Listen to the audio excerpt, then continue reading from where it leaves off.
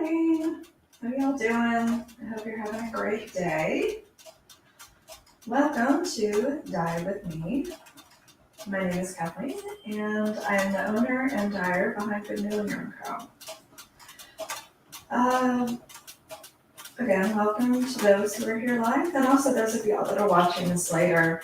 I want to have this set up so that you can reference it if you like, if you're doing your own dyeing, or you just want to double check something that you're doing. Today, what we're going to do is we're going to dye a colorway in the Spring Bulb collection called Daffodil. And the first thing we're going to do is I'm going to make a dye stock of the first layer that I need to put on. It's a 3-layer color. We're going to make the dye stock so you can see how I do that. And then we're going to apply one of the layers to each of these, 3 of the pans that you can see right here. The way I'm doing this is I started doing the dyeing before I went on the stream so that you all could see all of the layers as they're applied, and then also have how it ends up looking like at the end. Since each of the layers you need to, let them sit for 15, 20 minutes, something like that in between so that the colors don't get too muddy. So anyway, so you're gonna see how this entire colorway is dyed. And then I have a finished skein at the end, which I can show you to see how it ends up looking. And I also have a project that is made with this yarn, so you can see how it turns out. And as usual, you're welcome to ask any questions over in the chat. You can talk to each other. You can ask me when I'm doing the actual dyeing, when I'm over on the other area. I'm not going to be able to see your chat. I'm not going to be able to see your questions, but I will come back and look at them periodically so we can talk as we're going. And also, if you are watching this after the live and you have any questions, you feel free to put them in the comments and I will check them also. Or you can just message me directly. I am Good Noodle Yarn Co. on Instagram and also on Facebook. And also my YouTube channel is Good Noodle Yarn Co. So I'm Good Noodle Yarn Co. in all the places. So you can get me there. Or also my website, goodnoodleyarnco.com. There is a contact button there. So anyway, lots of ways to get in touch with me. So the first thing I'm going to do is I'm going to make the dye stock of the first color. So let me switch over here.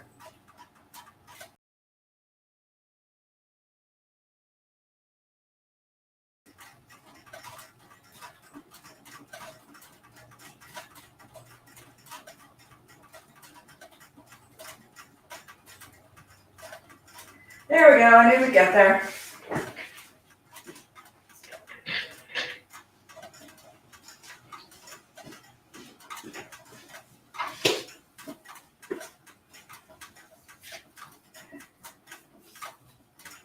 Okay, like I said before, this is this particular color has 3 layers.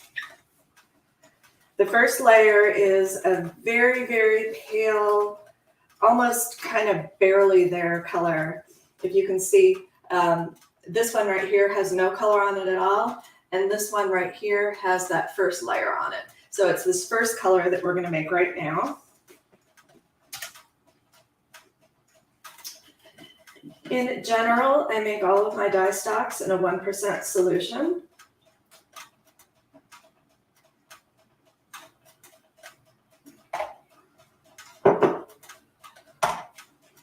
So I'm going to measure out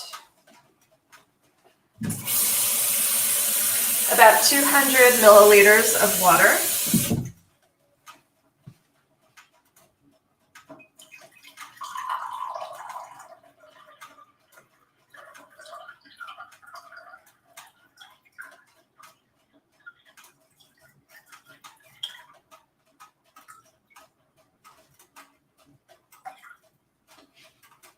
Okay. I have a little bit left from before, So I'm just gonna add this water into here. And the color I'm gonna be making, I need, since we put the 200 milliliters of water, I'm gonna be adding 2 grams of the dye powder. And when you're using the dye powders themselves before they're mixed in solution, it's important that you have a respirator mask on so that you don't inhale any of the particles. So I'm going to be kind of muffled for a little bit here.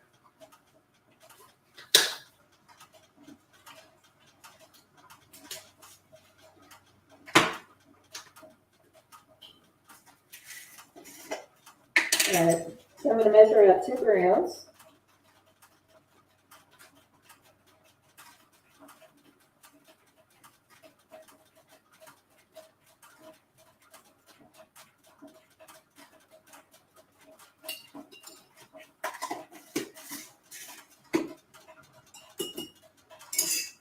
Pour this in here.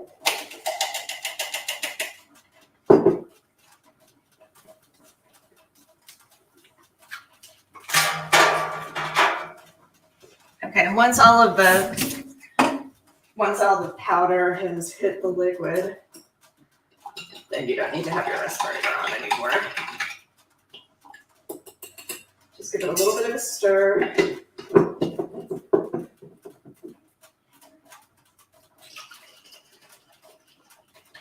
And then I just like to shake it up. Okay, now we're ready to put on this first layer.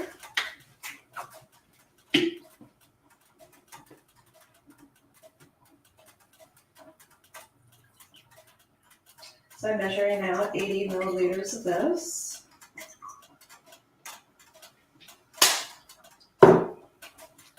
So this is the amount of dye that I'm using, but I'm going to dilute it with some water, just so that it covers a little bit further in the pan.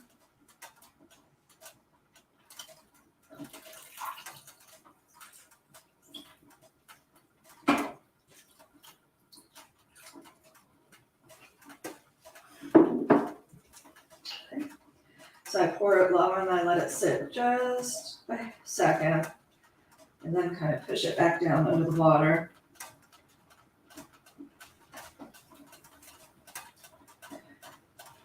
So the yarn that I have sticking over top of the water, when you pour the dye on there, obviously the dye is going to hit the areas that are outside of the water first, because that's just where the dye lands.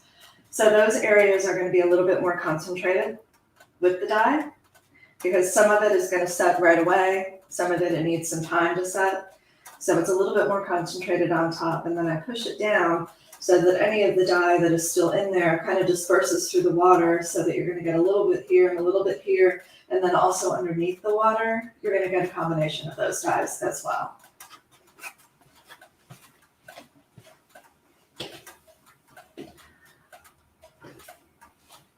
Now this is how this first layer ends up looking. And every time before I add another layer of the dye, I always rearrange the yarn that's in there, because I like my dye to be kind of evenly distributed throughout, so that you don't have large sections with all of the orange on it and sections without any of the orange on it. So this is just the way that I found that works for me. I do I use these little half sheet pans. I know a lot of dyers use the large pans. I mean, which is fine. It works just as well. But I like to do just two skeins at a time. And when I take them out of the water, I kind of rearrange the zip tie here a little bit, so that when I put the yarn back into the water, it's at a different area, the different area on the yarn that's going to be getting the dye first. So see how this dye, or this yarn right here, it has hardly any dye on it at all. So that when we put the next layer on, that's going to be where that high concentration of dye is, because that's what's sticking out of the water.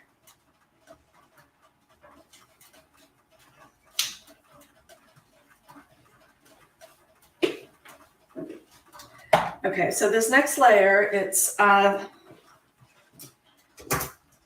one of those layers that you have to kind of trust the process, because when it is all mixed up, it looks pretty nasty looking.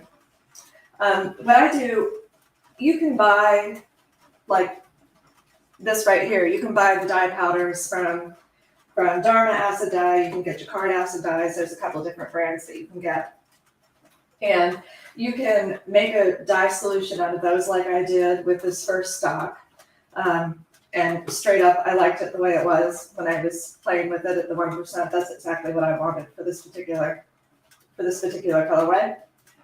Now, the second and the third layers are colors that I've made myself, where I've taken 3 different, like for the second one, I've taken, it's like 2 different yellows and a gray, I think, to make this particular color, which is called Butter. And then I also have a mix of the oranges, which it's 2 of the different oranges, and then one of like a dark golden yellow type of a color, because I wasn't quite getting what I was looking for with them individually. So I found that this combination works really well. But this butter color,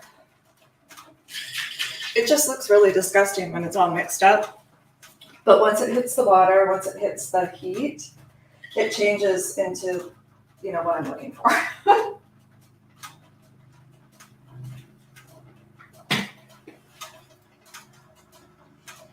So I'm going to mix out 100 milliliters of this.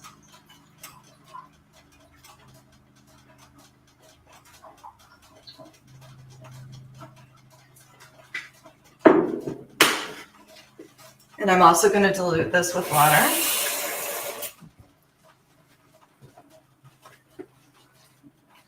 And then I'm going to pour the second layer on.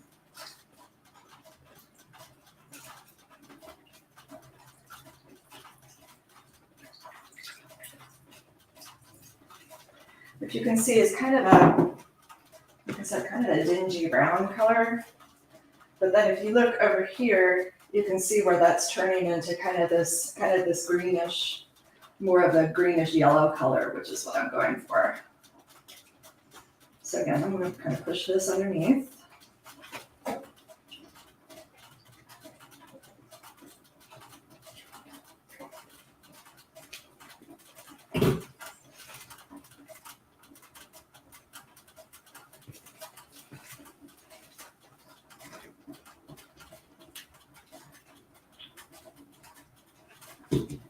Okay. Now after that is applied, this is what you get. This is the yarn right here that has 2 layers on. So I'm going to go ahead and readjust this here.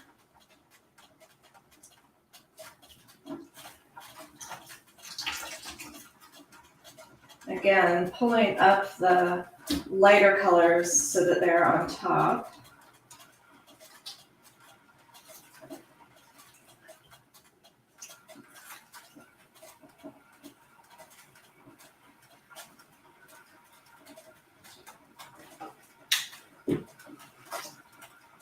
And I'm going to be using this orange mix here.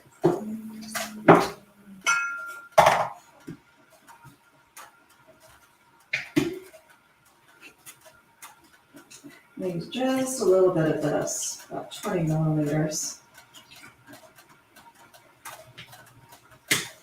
And I'm going to dilute this with water as well, but I'm going to dilute it with less water. So it's just about half of this. This is an 8-ounce cup.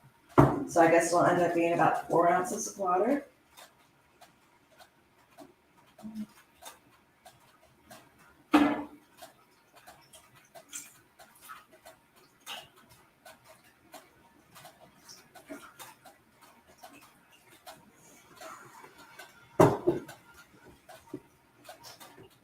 And again, kind of push it under the water a little bit.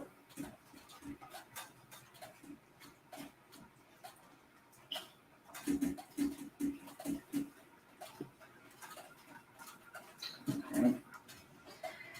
So these 2 pans right here, this has the sparkly sock and this is sparkly DK. These now have all of the dyes applied. So now I'm going to let them continue to heat for about 30 minutes. And then after it's done heating, I turn the heat off and I let it set and I let it cool completely. And then after it is cooled completely, I take them out, I rinse them off, and I use a little bit of wool wash and wash it out, make sure that there isn't any excess dye or any little powder that hasn't dissolved or something, so that you get all of the excess dye out.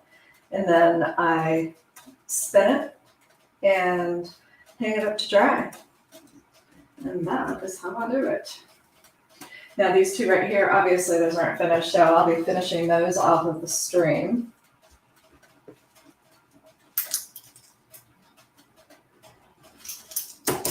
All right, let me pop back out into the chat real quick.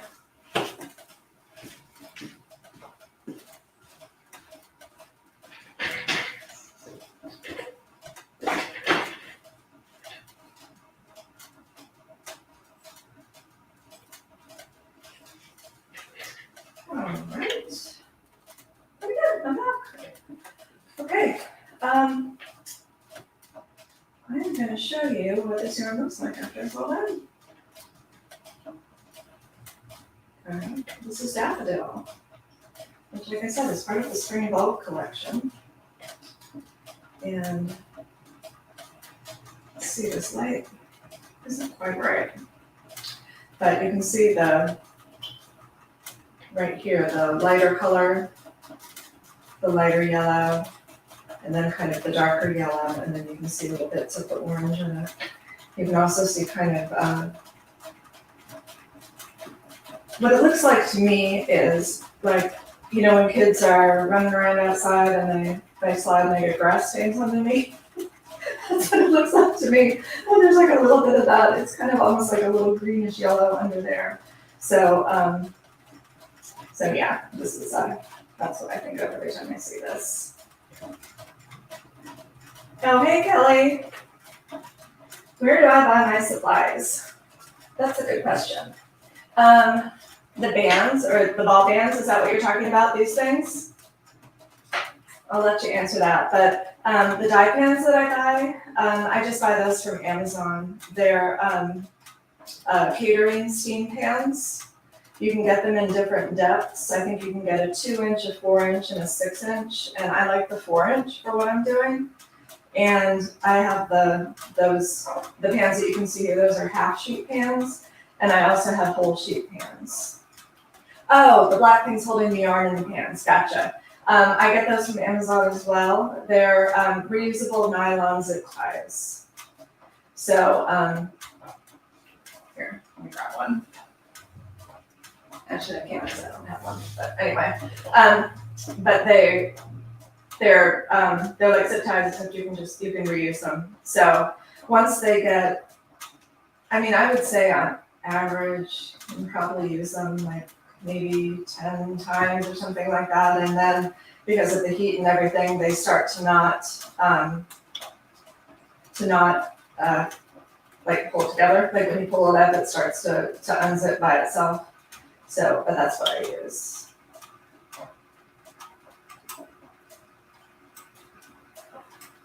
Yeah, I know. I'm like my environmentalist heart doesn't like to use things just once. But yeah, you just need to make sure that that you get the ones that are reusable. Otherwise, you'll get them on there and you'll have to cut them off. I do, which is fun too.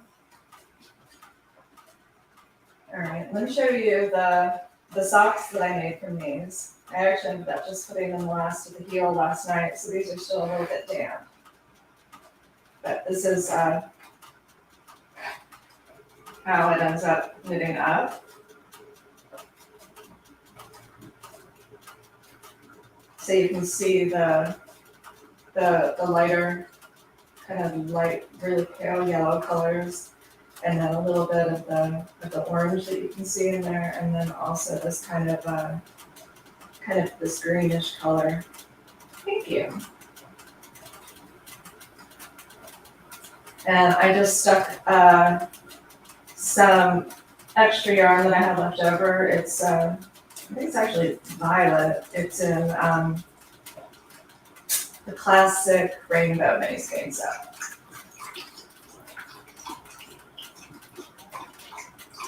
But I really like the way that knit up.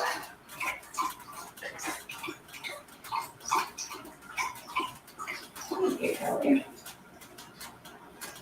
I know you've been trying to get on here live because you had some questions. Is there anything else that you could think of offhand? Also, if you think of anything later, you can just message me and ask me. Am I totally self-taught? Yes, I am.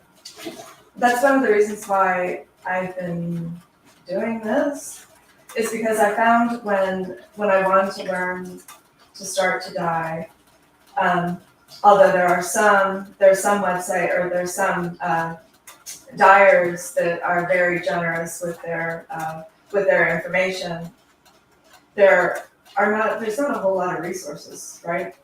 And different people learn in different ways. Some people like to see the stuff, some people like to read the stuff, some people, you know what I mean? So I could be giving you information that is the same information that 3 other people are giving you, but you know, maybe the way I say it, maybe it clicks with you, maybe it doesn't, you know. Yeah, that's the thing, Kelly, and that's something that you'll, everybody goes through, and I went through too. When I first started dyeing, I was like, I want to use all the colors because I love a rainbow color, right? And it does, it can get kind of muddy. So something that I found with my variegated colorways is I try to stay pretty close. I don't know how familiar you are with the color wheel or not, but you know, even color wheel aside, if I'm going to be making, like with this colorway that I just made, I have a light yellow, kind of a darker yellow, and the orange. So all of those colors are pretty close to each other, so that when they mix together and when they play together, they're not going to get kind of all muddy looking. And the same thing with basically pretty much all of my variegated colorways. I'll do, if I'm doing blue, then I might do a little bit of green with it, or a little bit yellow. If you are, like, if I were to be doing this colorway, for instance, and then, you know, get a wild hair and decide that I wanted to put purple on top of it, like purple and yellow, if they mix together, they can get a little muddy looking. But, you know, I mean, that's the look you can go for. That's kind of cool looking too. But yeah, that would be my suggestion, is to stick with colors that are kind of similar until you know, kind of learn about what they do. And again, I mean, it's just yarn, right? So you just play with it and have fun with it and see what the colors do. What I do when I get a new dye in that I haven't used before, I'll make the 1% dye solution of it, like you saw me do earlier, and I'll take, you know, half a dozen mini skeins, and I'll dye one with like 0.1% depth of shade or something like that, like really, really, really dilute. And then I'll do one that's really, really concentrated, and then do a couple kind of in between, so that you can kind of see the whole range of what that dye does as a, you know, as a liquid color, and you do it that way. And then also what I do is I'll take another mini skein or whatever, and I'll just do a little bit of the direct powder, just directly right on top of it, kind of like as a speckle. I don't use a whole lot of speckles, but sometimes I do. Some of my colorways call for that. So then I see with it just individually, kind of the range of what it's going to do, and then, you know, like I said, do a little bit of the speckles, and then you can see what that color is going to do. Yeah, I know, I do. I love the deep, vibrant colors too. And one thing you'll learn is that you kind of have to play with it to see how much of the dye you want to use. It's kind of especially when you're doing the doing the real vibrant colors, you want to obviously have enough dye so that you're getting the color that you want, but there's only, like, chemically wise, there's only so much dye that the yarn, the fibers within the yarn can absorb. So if it's absorbed as much dye as it can, and there's still a ton of dye, like in the water or whatever, then that dye isn't going to absorb, and you could be running into some problems when you're trying to rinse it because there's a ton of excess dye. So again, it's just a matter of playing with it. With the real vibrant colors and also with the neon colors, it's the same thing. That you're trying to find that balance of using as much dye so that you can get the really cool colors, but not using too much dye. But again, that's just kind of playing with it.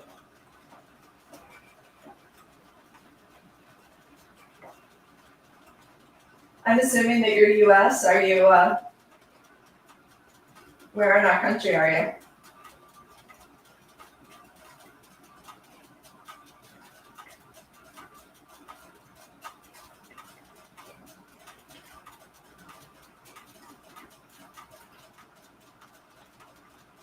Oh, okay. New Hampshire, we're not as very far. What's on the East Coast anyway. I'm in North Carolina, but it's almost to South Carolina.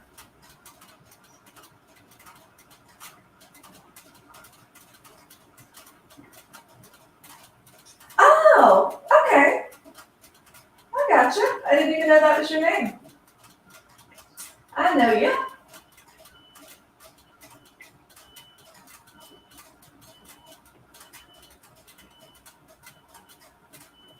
Yeah, that's actually good to know. I have a I know you've got the like the Gerhardt, like the metal kind of machines. Yeah, I appreciate that. I think that there's I like to think that there is more of that. But I have I bought one of the Dean and Bean sock machines. The what's the word I'm looking for? 3D printed. That's it. One of the 3D printed machines, and I've been playing with that. I love to be able to show swatches of the yarn that I make, not just also so when I'm making it so that I can see what it looks like to see whether or not it's the look that I was going for. But yeah, I absolutely love it. I love it. It has really nice even stitches, and it looks really good. But I wasn't sure that I wanted to invest that much money in one of the like the antique machines. Yeah, it's just with all of that stuff, there's a learning curve. But I may it really is, yeah, and not just the investment, but being able to find it and waiting that whole long. I mean, don't get me wrong, the Dean and Bean, their sock machine is an investment as well, just not quite as much as the other ones. But again, oh, I'm so glad to know who you are, Kelly.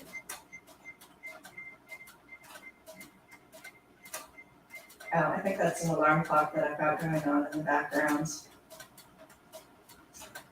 All right, I'm gonna go ahead and run. I'm gonna finish up this dye away here. And awesome. Well, Kelly, I'm planning on definitely every 2 weeks on Wednesdays at 10. I'm gonna be going live. So if you think of anything else, if like I said, if you find me on Instagram, you know where I am. And thank you so much for joining, and I will see you all next time. Bye.